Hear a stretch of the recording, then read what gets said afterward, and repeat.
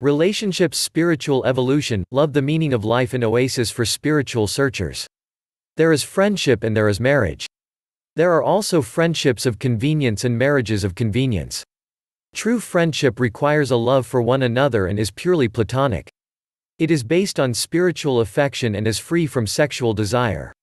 Friendships of convenience do not rely on spiritual affection, but rather they rely on each side helping the other to fulfill its worldly, materialistic desires, which can include the non-spiritual fulfillment of sexual desires.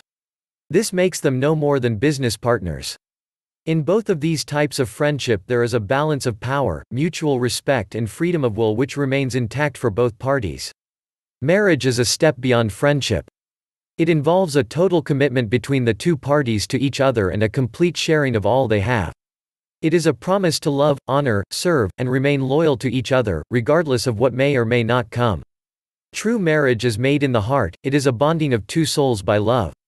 Such souls who make this union seek only the happiness and well-being of each other, and would gladly suffer and sacrifice anything that they have to make it so. True marriage and its vows are made in the heart, and they are not dependent on their recognition by others, or on the authority of a marriage certificate. If the marriage in the heart ends for one or both, then neither can consider themselves truly married whether or not they remain friends. You see, there is a difference between love and in love, and for true marriage both parties have to be in love with each other.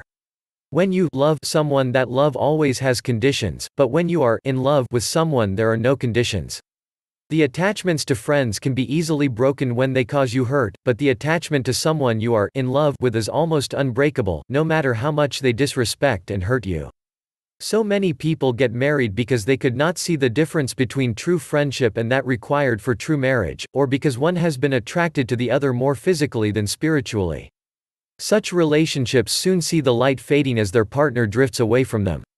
Both partners may find themselves trapped in a relationship, afraid to break the vows they made, but the greatest tragedy is that as they stay together they each block the other's path to finding their true soulmate. The main cause of the disintegration of relationships occurs when one party sees a weakness in the other and is tempted by the power they can have over them.